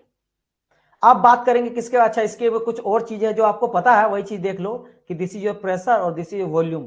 तो पीवी में आपको पता है ना कि इसका पाथ पाथ फंक्शन, तो देखो 1 से 2 के बीच में अगर एरिया जैसे डबल हैच जो करा गया, जैसे रेड कलर से मैं कर रहा हूं, ये डबल हैचिंग है। और अगर मान लेते पाथ को मैं चेंज कर लेता हूं, पाथ को मैं ग्रीन कलर से दिखा देता हूं, अब मैं इधर से गया बी पाथ के थ्रू गया, तो इसका एरिया कितना कवर होगा, इतना बड़ा एरिया कवर होगा। तो मैं ये बिल्कुल नहीं बोल सकता हूं कि ये दोनों का एक आएगा, मतलब मैं ये नहीं सकता हूं कि डेल डब्ल्यू आपका 1A2 is equal to del W आपका 1 2B के थ्रू 1B2 के थ्रू, क्योंकि दोनों का अलग अलग है, तो इट्स अ पाथ फंक्शन, इसलिए डेल से लिखते हैं, ये दोनों इक्वल नहीं होगा, मतलब ये वाला का अलग होगा और ऊपर वाले का अलग होगा। Clear, very nice. Repeat, Amarendra बोल रहे हैं रिपीट रिपीट। सर एक प्रैक्टिकल एग्जांपल, अच्छा अच्छा ये पहले का था ना। रिपीट, क्या रिपीट करना है सर, क्या रिपीट करिए बताइए सर, आप क्या रिपीट आपके लिए कर दूं, क्या रिपीट, क्या आपको समझ नहीं आया वो चीज बताइए। ये समझ आया ना बाउंड्री वर्क क्या हो जाता, work equal to force into displacement. तो आप लोग को पता प्रेशर इक्वल टू होता फोर्स इंटू एरिया, है ना, pressure equal to force upon area, तो यहां से हम लोग फोर्स इक्वल टू निकाले pressure into area, pressure into area कर दिए इंटू डिस्प्लेसमेंट, तो एरिया इंटू लेंथ आपका डीबी बन गया, तो पीडीवी आ गया। अब पीडीवी आपको वॉल्यूम साइड में निकालोगे तो आपको मिल जाएगा क्या, इन केस ऑफ, क्योंकि क्लोज सिस्टम क्यों है, क्योंकि यहां से गैस का जो मास है वो बाहर कहीं नहीं जा रहा है, एनर्जी बाहर जाएगा, तो क्लोज सिस्टम, तो क्लोज सिस्टम के लिए इसको यूज करेंगे, यानी नॉन फ्लो के लिए, क्योंकि मास नहीं फ्लो कर रहा है इसलिए इसको नॉन फ्लो कहते हैं, क्योंकि मास मेरा फ्लो नहीं कर रहा है इसलिए इसको नॉन फ्लो कहते हैं। और ये मेरा वॉल्यूम साइड में पीवी डायग्राम को एरिया जो मुझे मिलता है, ये जो एरिया कवर करते हैं इससे हम लोग वर्क डन को कैलकुलेट कर सकते हैं। यानी कि कोई भी बोलेगा कि पीडीवी कैलकुलेट करके दिखाओ और आपको फॉर्मूला नहीं पता है, तो अगर आप बस इसका एरिया को कवर कर एरिया निकाल लोगे ना मैथमेटिकल के तरीके से, जैसे यहाँ पे क्या करोगे, एक आपका रेक्टेंगल जैसा आ जाएगा, एक रेक्टेंगल जैसा आ जाएगा, तो इसका एरिया कवर निकाल लोगे तो ऑटोमेटिकली आपको मिल जाएगा कि वर्क डन कितना होगा। क्लियर, बताइए अमरिंदर, क्लियर हो गया आपको, आगे बढ़े। और यहाँ पे वही बात है कि अगर ये मैं यहाँ पे इस तरह समझा गया, अगर यहाँ नहीं समझ आ रहा, एक सेकंड, यहाँ ऐसे लिखा गया कि this is your P and V, this is your pressure volume, और मान लो 1 से लेकर 2 तक आ रहा है, ठीक है, 1 से 2 ए से लेकर बी तक आ रहे हैं, तो ये इसका जो एरिया रहेगा ये रेड वाले का ये अलग होगा, यानी कि वर्क डन ऑफ 1A2 के थ्रू, और अगर मैं इधर से चल जाता हूं बी पाथ के थ्रू चल जाता हूं तो ये एरिया कुछ इतना मिलेगा, तो work done is equal to work done of क्या हम लोग लिख सकते हैं 1 और बी और 2, नहीं ये दोनों अलग होगा, ये इक्वल टू नहीं होगा, बस ये मैं कहा गया।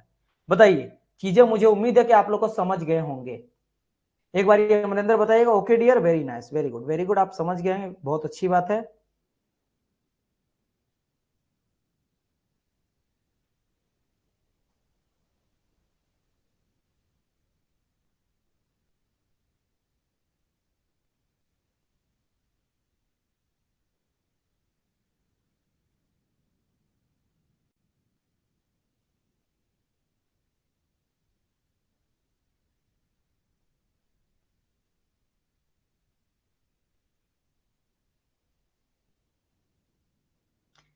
चलिए अब बढ़ते हैं fourth number of work, that is called your gravitational work.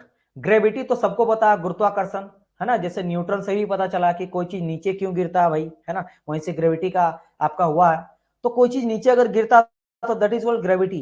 अब मुझे यहां पे कैसे निकालेंगे वर्क डन, क्योंकि वर्क डन के लिए तो मुझे निकालना वही वाला चीज है, क्या, फोर्स इंटू डिस्प्लेसमेंट, यही हम लोग को यूज करना, हम लोग को वर्क ही कैलकुलेट, क्योंकि वही पीडीवी चाहे तो आप बोल सकते हो, यहाँ जैसे पीडीवी ने बाउंड्री वर्क कहा ना, तो फोर्स इंटू डिस्प्लेसमेंट के थ्रू ही हम लोग निकालेंगे। बट सर कैसे, हर जगह पे देखो ना, हम लोग तो वही किए है ना, फोर्स इंटू डिस्प्लेसमेंट के फॉर्मूला निकाले थे, बाउंड्री वर्क बात करेंगे, यहाँ भी बात करें फोर्स इंटू डिस्प्लेसमेंट, वही बात है, यहाँ पे फोर्स इंटू डिस्प्लेसमेंट के फॉर्म पे आ जाता वोल्टेज इंटू करंट लाओ। नाउ यहाँ कैसे करेंगे, तो मुझे यहाँ पे देखो वर्क इक्वल टू चाहिए, एक होता है फोर्स, एक होता है मेरा डिस्प्लेसमेंट, तो मुझे एक बार फोर्स को निकालना पड़ेगा कि क्या आएगा, और डिस्प्लेसमेंट को निकालना पड़ेगा क्या आएगा।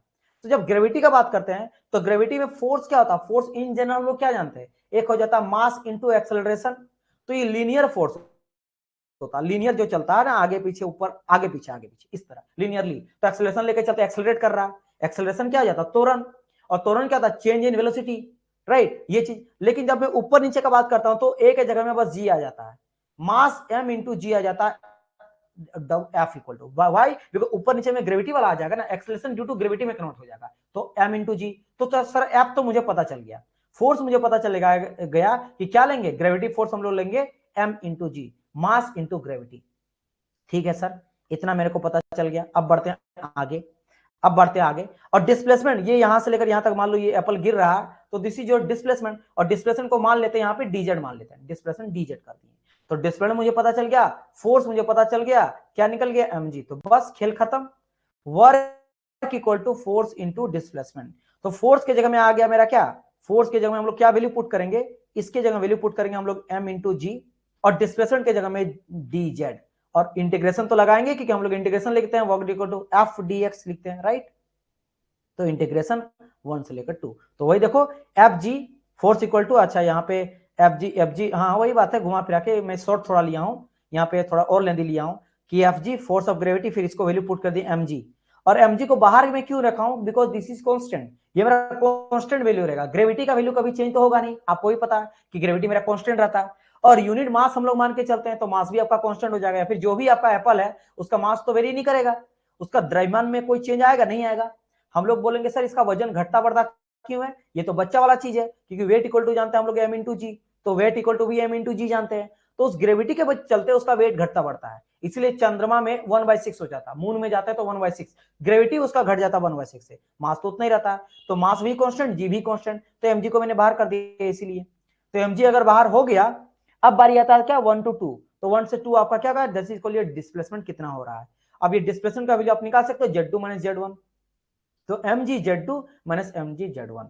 अब यहां पे दिक्कत नहीं, एक नया कॉन्सेप्ट क्या समझ आया कि अगर mg z देखोगे, और अपने आपको बोलूंगा दो तरह का एनर्जी होता है, अगर नॉर्मली देखते हैं तो एक हो जाता है मेरा क्या, काइनेटिक एनर्जी, एक होता है मेरा पोटेंशियल एनर्जी, और काइनेटिक एनर्जी क्या जानते हैं, फॉर्मूला हाफ mv स्क्वायर, और पोटेंशियल एनर्जी क्या आ जाता है, mgz, या फिर रोजी एच भी लिखते हैं, लेकिन mg एक रोजी एच भी लिखते चलते हैं, पोटेंशियल इक्वल टू रोजी एच। लेकिन रोजी एच कब बात करते हैं बताइए, जब फ्लूइड में बात करते हैं, फ्लूइड में डेंसिटी लेके चलते हैं तो हम लोग रोजी एच ले चलते हैं, लेकिन फिलहाल अभी कोई मास के बारे में डिस्कस कर रहे थे, हम लोग mgh लेंगे, या mg जो भी डिस्प्लेसमेंट लेंगे, जेड डिस्प्लेसमेंट लेते हैं तो जेड मान लेते हैं यहाँ पे, है ना, एम जी डी लेते हैं, एम जी कुछ भी लेते हैं, एच लेते हैं, एम जी एच लेते हैं, तो डिस्प्लेसमेंट एच बताता है, तो एच के जगह में जेड हो गया। तो क्या नजर आई, तो मेरा सर पोटेंशियल एनर्जी है, तो इन्हीं पोटेंशियल एनर्जी का चेंज आ जाएगा यहाँ पे, potential energy second minus potential energy initial minus final, final minus initial, यानी कि जो ग्रेविटेशनल वर्क में हम लोग वर्क निकालते हैं वो मेरा चेंज इन पोटेंशियल एनर्जी के बराबर होता है, चेंज इन पोटेंशियल एनर्जी के बराबर होता है, तो ये क्वेश्चन आपसे पूछ सकता है। अब बढ़ते हैं आगे, फिफ्थ नंबर का work, that is called your acceleration work. अभी निकाले ग्रेविटी वर्क, ग्रेविटी ऊपर नीचे वाला वर्क निकाल लिए, कोई चीज ऊपर से नीचे गिर रहा तब निकालिए। अब बात करते हैं एक्सेलरेशन का, जैसे कि जो आपका ऊपर नीचे नहीं जा रहा, दाएं बाएं आगे पीछे, है ना, इस तरह का चीजें हो रहा है। अब देखो यहाँ पे, अब फिर से बात आ जाता है मेरा क्या, वर्क इक्वल टू निकालना मुझे फोर्स इंटू डिस्प्लेसमेंट, तो ये कहां से निकल जाएगा मेरा फोर्स, फोर्स कैसे निकलेगा, फोर्स, तो फोर्स इक्वल टू क्या आ जाएगा बताइए, तो फोर्स इक्वल टू हो जाएगा मेरा क्या, जो भी वही बात है कि m इंटू ए, इस बार m इंटू जी लिए थे यहाँ पे, मास इंटू ग्रेविटी, यहाँ पे मास इंटू एक्सेलरेशन लेंगे, तो m इंटू ए आ जाएगा, ds आ जाएगा, इंटीग्रेशन लगा देंगे 1 से 2, m फिर से बाहर कर देंगे, तो m मेरा बाहर आ गया, ds चेंज इन आपका डिस्प्लेसमेंट, तो चेंज इन डिस्प्लेसमेंट करेंगे, देखो यहाँ पूरा लिख दिया गया, work equal to m into ds। अच्छा यहाँ पे कुछ और चेंजेस करेंगे, चलो मैं बता देता हूँ, यहाँ पे यहां से देख लेना, m इंटू ds कर दिए, m into ma into ds कर दिए। अच्छा ये ds क्या है, डिस्प्लेसमेंट मेरा है, और एक आपको पता है, ये भी पता है कि एक्सेलरेशन जो होता है, एक्सेलरेशन, एक्सेलरेशन क्या होता है, चेंज इन वेलोसिटी, क्या होता है, वेलोसिटी अपॉन टाइम, यही तो होता है, चेंज इन वेलोसिटी आता है।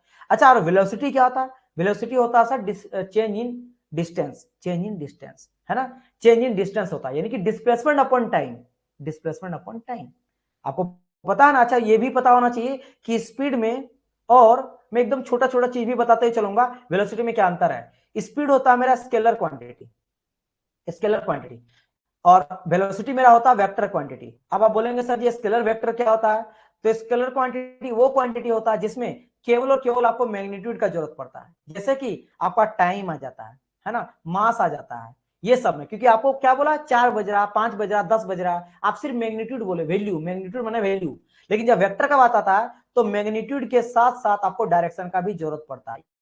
ये दोनों को दोनों चाहिए। जैसे मैग्नीट्यूड, जैसे फोर्स अप्लाई कर रहे हो तो आप इस वाले कोई एक हमारा मास है जो 5 kg, इसको आपने फोर्स अप्लाई करा 10 न्यूटन का, तो फोर्स के साथ साथ किस डायरेक्शन पे लेके चलना है। जैसे आपने कुली को कहा कि मेरा ये ट्रेन का बोगी है, इस आपके फोर्थ बोगी में आपको सामान को रखना है, और बेचारा ये जाके यहां ले गया, इस जगह पे जाके अपना सामान रख दिया, तो आप उसको पैसा तो नहीं दोगे, उल्टा आपको डांटोगे, आप उसको डांटोगे, तुम कहां जाके छोड़ के आ गए मेरा सामान, है ना। क्यों? क्योंकि आपने देखो बेचारा काम तो किया, फोर्स अप्लाई किया उसको उठा के ले जाने में, या फिर कोई बैग को इस तरह करके ट्रॉली के में ले जाके, लेकिन उसने फोर्स अप्लाई करा, लेकिन फोर्स का उसको डायरेक्शन नहीं पता था। तो आपको बोलना कि डायरेक्शन, आप मान लो थैला यहाँ पे है तो इस डायरेक्शन में जाना तब जाके मिलेगा, ऐसा नहीं उधर उधर चल जाना, तो आपको डायरेक्शन ही बताना पड़ेगा। जैसे कार खड़ा है और आप कार को बोल दिए कि इस कार को मुझे आगे ले जाना है, कोई पीछे धकेल दिया और पीछे में कोई गाड़ी खड़ा, आपका एक्सीडेंट हो जाएगा, लग जाएगा, बम्पर पर टूट जाएगा, है ना। तो आपको यहाँ पे ये भी बहुत इंपॉर्टेंट है कि फोर्स अप्लाई करो लेकिन किस डायरेक्शन में करो। That's why force is a vector quantity. उसी तरह वेलोसिटी भी वेक्टर क्वांटिटी आता है। मैं ये बताना चाह रहा था कि स्पीड मेरा क्यों होता है स्केलर क्वांटिटी और वेलोसिटी क्यों होता है वेक्टर क्वांटिटी, क्योंकि स्पीड इक्वल टू होता है डिस्टेंस अपॉन टाइम। क्या होता है? डिस्टेंस अपॉन टाइम हो जाता है। वहीं अगर वेलोसिटी की बात करेंगे तो ये होता है मेरा डिस्प्लेसमेंट अपॉन टाइम। डिस्प्लेसमेंट मतलब होता है विस्थापन। क्या होता है मेरा? विस्थापन। और डिस्टेंस माने होता है दूरी। अब दूरी क्या होता है? कोई ए से लेकर बी तक अगर जा रहा है तो ए से लेकर बी तक ऐसे करके जाए, वैसे करके जाए, ऐसे करके जाए, ऐसे सब का सब दूरी कहलाएगा। ये अगर मैं इसको पाथ मान लेता हूं कि ये पाथ मेरा 1 है, ये 2 है, ये 3 है, ये 4 है, ये चारों का चारों दूरी कहलाएगा, सब दूरी कहलाएगा। लेकिन जब मैं विस्थापन का बात करूंगा, डिस्प्लेसमेंट का, तो डिस्प्लेसमेंट होता है shortest distance between the 2 point. मतलब इसके बीच में सबसे सटीक जो रास्ता होगा ना, सबसे कम दूरी होगा, उसी को हम लोग क्या बोलेंगे? विस्थापन कहेंगे। तो ये ऑटोमेटिकली मेरा वेक्टर क्वांटिटी होगा। क्यों? क्योंकि अब आपको दूरी तो तय करना है, ये भी देखना कि किस डायरेक्शन में जाएंगे, क्योंकि मुझे जल्दी पहुंचना है, तो आपको डायरेक्शन भी पता करना पड़ेगा। तो इट्स अ वेक्टर क्वांटिटी। चूंकि मेरा डिस्प्लेसमेंट होता है वेक्टर क्वांटिटी, है ना, डिस्प्लेसमेंट क्या होता है? मेरा वेक्टर क्वांटिटी होता है, इसलिए ऑटोमेटिकली मेरा वेलोसिटी भी वेक्टर क्वांटिटी आ जाता है। और चूंकि मेरा डिस्टेंस होता है स्केलर क्वांटिटी, इसलिए स्पीड भी हो जाता है स्केलर क्वांटिटी, है ना। ये मैं क्यों बताया? क्योंकि यहाँ पे मैंने जब बोला ना कि एक्सेलरेशन इक्वल टू होता है change in velocity, velocity upon time, और वेलोसिटी इक्वल टू होता है डिस्प्लेसमेंट अपॉन टाइम, यानी चेंज डिस्प्लेसमेंट, मैंने कहा डिस्टेंस नहीं, डिस्टेंस डिस्प्लेसमेंट अपॉन टाइम। तो यहां से आप निकाल सकते हो डीएस इक्वल टू, तो डीएस इक्वल टू क्या कर जाएगा? V into D T. तो डीएस इक्वल टू क्या आ जाएगा? V into D T. तो इसी डीएस के जगह में वी इंटू डी टी को वैल्यू को पुट कर दिया है। तो वी इंटू डी टी को वैल्यू पुट कर दिया, और जैसे वी इंटू डी टी को वैल्यू को पुट कर दिए हैं, अब यहाँ पे देख सकते हो कि एक्सेलरेशन इक्वल टू, तो मुझे पता है चेंज इन वेलोसिटी, है ना, वेलोसिटी अपॉन टाइम, तो change in velocity upon change in time, यह भी कर सकते हो। तो डीवी अपॉन डी टी, तो देखो डीवी के जगह में यहाँ पर डीवी अपॉन डी टी आ गया एक्सेलरेशन के जगह में, और आपका डीएस के जगह में वी डी टी आ गया। तो इन तीनों को मिला के ये आपका बन गया M DV D T into V D T, है ना। यहाँ इतना आ गया। अब जितना ये आ गया, अब क्या करेंगे? कुछ नहीं, यहाँ देख सकते हो डी और डी मेरा कट जाएगा, तो बचेगा ओनली क्या? M M V DV, M V DV. Mass को यूनिट मास लेके चलेंगे, मास बाहर आ जाएगा, वी इंटू डीवी अंदर। अब यहाँ पे डीवी जो है ना, upper limit and lower limit value put कर देंगे। अच्छा, यहाँ पे इंटीग्रेशन भी तो करेंगे, तो आपको पता है 1 का क्या आ जाता है? यहाँ पे अगर बात करेंगे एक्स का इंटीग्रेशन तो आ जाता है एक्स स्क्वायर बाय 2। इंटीग्रेशन जानते होंगे आप लोग, एक्स डीएक्स अगर करेंगे तो, है ना। तो यहाँ पे v का क्या जगह? वी स्क्वायर अपॉन 2 और upper limit minus lower limit, और अपर लिमिट लगा यहाँ पे तो जब V two square by 2 minus half, क्योंकि हाफ को बाहर कर दिए, 1/2 को बाहर कर दिए, तो हाफ एम। ये अब अंदर क्यों बच गया? देखो इसको मैं थोड़ा शॉर्ट कर दिया, अगर लॉन्ग में कर दूं तो क्या आ जाएगा? m/2 कर दूंगा, और अंदर में क्या बचेगा? ओनली v का होल स्क्वायर का अपर लिमिट लोअर लिमिट। तो इसको करेंगे क्या? m/2 अपर लिमिट यानी कि v2 का स्क्वायर, और माइनस m/2 लोअर लिमिट यानी कि v1 का स्क्वायर। तो यही आपका लिखा गया half into M V two minus v1। अब देखो, अभी मैंने क्या बताया थे सिर्फ जस्ट पहले कि आपका जो ग्रेविटेशनल वर्क है वो मेरा पोटेंशियल एनर्जी के बराबर है। अब देखो काइनेटिक एनर्जी क्या था? हाफ एम बी स्क्वायर, और देखो ये हाफ एम बी स्क्वायर में ना, हाफ एम बी स्क्वायर का चेंज, देखिए काइनेटिक एनर्जी का चेंज। तो याद रखना है कि ग्रेविटी वर्क जो होता है ना, क्या जो मेरा ग्रेविटी वर्क होता है, ये वर्क होता है चेंज इन पोटेंशियल वर्क, है ना। चेंज इन डीपी में अगर कर देता हूं, चेंज इन पोटेंशियल वर्क। और एक्सेलरेशन जो वर्क होता है, ये होता है चेंज इन, डी से चेंज में दिखा रहा हूं, चेंज इन काइनेटिक वर्क। इन सभी बात को ध्यान रखना है। चलिए, इतना अगर आप समझ गए तो last but not the list, that is called your shaft work. Shaft जब वो घूमता है, कोई शाफ्ट, तो उसके वजह से कितना वर्क करता है ना। शाफ्ट वर्क कोई घूमता तो कितना वर्क करता है उसके बारे में। तो हम लोग इसको टॉर्क से निकालते हैं, है ना। और टॉर्क इक्वल टू क्या आ जाता है, फोर्स इंटू परपेंडिकुलर डिस्टेंस या फिर फोर्स इंटू डिस्टेंस हम लोग लेके चलते हैं, F into T R, F into R, ठीक है, एफ इंटू आर। देखो घुमा फिरा के इसका भी मुझे निकालना वर्क ही, और work equal to force into displacement. तो मुझे यहां पे पहले पता करना पड़ेगा ना कि फोर्स कैसे निकालेंगे, मुझे ये तो निकालना पड़ेगा फोर्स। तो टॉर्क इक्वल टू पहले निकालना पड़ेगा कि टॉर्क इक्वल टू क्या था, फोर्स इंटू डिस्टेंस। तो यहां से एफ इक्वल टू निकल जाएगा क्या मेरा, टी अपॉन आर। तो देखो यहां से फोर्स मेरे को पता चल गया पहला चीज। अब डिस्प्लेसमेंट चाहिए, तो डिस्प्लेसमेंट क्या होता है, घूमता है, तो घूमता है यानी 2πr, और जब आरपीएम मिलेंगे तो n/60 कर देंगे, है ना, n/60, 60 से हम लोग डिवाइड कर देंगे मिनट में लाने के लिए, क्योंकि हम लोग आरपीएम रेवोल्यूशन पर मिनट में ला रहे हैं। तो यानी कुल मिला के क्या आ जाएगा, एफ, एफ के जगह में क्या करेंगे हम लोग, पुट कर देंगे t/r, तो t/r आ गया, और ds के जगह 2πr n/60।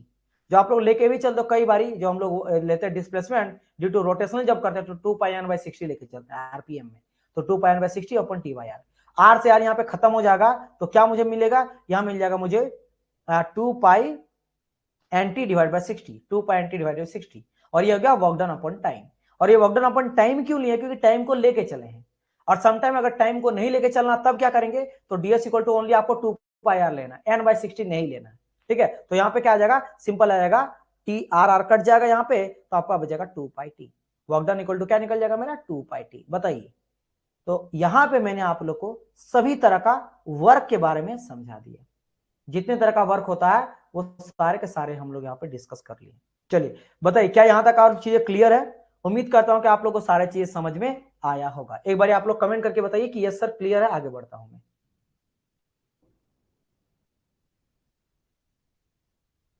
अच्छा एक सेकंड, एक मेरा वर्क बचा हुआ है, तो उसको भी डिस्कस कर लेता हूं मैं। स्प्रिंग वर्क, स्प्रिंग वर्क बचा हुआ है। स्प्रिंग वर्क क्या होता है, जैसे मान लो ये स्प्रिंग आपका है, स्प्रिंग है, और कोई मास अगर इसके ऊपर हम लोग लटका देंगे ना, तो क्या होता है, ऊपर जाता तो होगा कंप्रेशन, नीचे आ जाता तो हो जाता मेरा स्ट्रेच, ऊपर नीचे आते जाते रहता, आते जाता रहता, राइट, जिसके वजह से वो डिस्प्लेसमेंट करता है। तो ये भी तो कहीं ना कहीं वर्क कर रहा, कि फोर्स, ये जो मास लगा कहीं ना कहीं फोर्स लगा रहा, तब जाकर उसका डिस्प्लेसमेंट कुछ हो रहा है। तो यहां से भी हम लोग वर्क को कैलकुलेट कर सकते हैं। इसका कैसे कैलकुलेट करोगे, तो एक तो आपका इसके बीच का जो आपका जो डिस्प्लेसमेंट होता है ना, इसको डिफ्लेक्शन हम लोग बोलते हैं, उसको हम लोग स्टिफनेस से निकालते हैं। अलग अलग स्प्रिंग का अलग अलग तरह का स्टिफनेस होता है। तो यहां भी हम लोग को क्या चाहिए, वर्क चाहिए, जो कि होगा फोर्स इंटू डिस्प्लेसमेंट। अब फोर्स कैसे निकालेंगे, तो फोर्स हो जाता है मेरा क्या, जो भी इसका होता है स्टिफनेस इंटू जो डिफ्लेक्शन होगा, वो चीज से निकालते हैं वर्क, है ना, ये चीज से निकाल लिया। और डिस्प्लेसमेंट को dx मान लेते हैं, सिंपल के एक्स इंटू dx कर दिए, है ना, फोर्स इंटू डिस्प्लेसमेंट के एक्स इंटू dx। और वही फिर से बात है, के को बाहर कर दो और x का इंटीग्रेशन करेंगे तो s²/2, अपर लिमिट और लोअर लिमिट, तो आ जाता है ये वाला चीज। That is your work done in case of spring work, work done in case of spring work, and this is the last work you have to study. Soft work, फिर से soft work मैंने क्या कहा, देखो soft work को ऐसे समझ लेना ना, जैसे घर का दरवाजा आपका होता है ना, इस तरह से ऐसे रहता है ना आपका, ऐसे मान लो आपका क्या है, गेट है, ऐसा कुछ। गेट को जब आप मान लो ये दिस इज योर गेट है ना,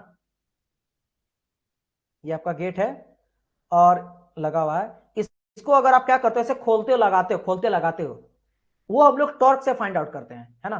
तो उससे हम लोग टॉर्क फाइंड आउट करते हैं, टॉर्क इक्वल टू क्या है, कितना आपने फोर्स अप्लाई करा और कितना वो डिस्टेंस ट्रेवल कर रहा है, तो एफ इंटू डीएक्स से निकालते हैं। और यहां से मेरे को फोर्स पता चला है क्या, T upon R, torque upon R, ठीक है। यहां से मुझे पता चला फोर्स के बारे में, तो मुझे चूंकि निकालना work equal to force into displacement ना, तो यहां से मुझे पता चल गया टी अपॉन आर, फोर्स पता चल गया। और डिस्प्लेसमेंट को मैं के लिए, अब डिस्प्लेसमेंट कैसे पता चलेंगे, वो चूंकि रोटेट कर रहा है ना, रोटेट कर रहा है ना, तो 2πr पूरा ले लेंगे, पूरा जो पेरीमीटर हो जाता है, पेरीमीटर किसी का निकालेंगे, 2πr से निकालेंगे, है ना। तो यहां से आपका ये चीज आ गया। और n/60 क्योंकि आरपीएम में लेंगे, आरपीएम रेवोल्यूशन पर मिनट में लेंगे, तो उसके लिए क्या करता है, सेकंड से डिवाइड कर लेते हैं हम लोग, है ना। अगर आर में है, जैसे मान ले किस तरह हम लोग लेंगे कि एक कोई आपका 1 मिनट है, तो 1 मिनट को अगर आपको क्या करना, सेकंड में कन्वर्ट करना, तो क्या करोगे बताओ, 1 मिनट को सेकंड में कन्वर्ट करोगे तो क्या करोगे बताओ, 1 मिनट बराबर क्या होता है, 60 सेकंड हो जाता है, होता है कि नहीं, बिल्कुल सर होता है, 1 मिनट बराबर 60 सेकंड। और वहीं आपने अगर सेकंड को आप लोगों को क्या करना, मिनट में करना है, तो 60 डिवाइड करेंगे ना, सेम चीज करा गया, क्योंकि आरपीएम में ले रहे हैं, तो 60 डिवाइड करके इसको आरपीएम में कन्वर्ट कर दिए, यानी डिवाइड बाय 60, है ना, इसको डिवाइड बाय 60, तो ये खत्म हो जाएगा, तो 60 सेकंड बराबर 1 मिनट हो गया, मैं 60 डिवाइड कर दिया, वही किया गया, वही किया गया। और अगर ये चीज मान लो आरपीएम में नहीं लेना है तो देखो डायरेक्ट हम लोग 2 पाई आर का 2 पाई आर ही लिए हैं, बस उसको वैल्यू पुट कर दिए। समझ गए? सुलभ शक्ति समझ आया आपको? बताइए मुझे एक बारी। चलो बताइए, क्लियर हो गया आप लोग को डियर?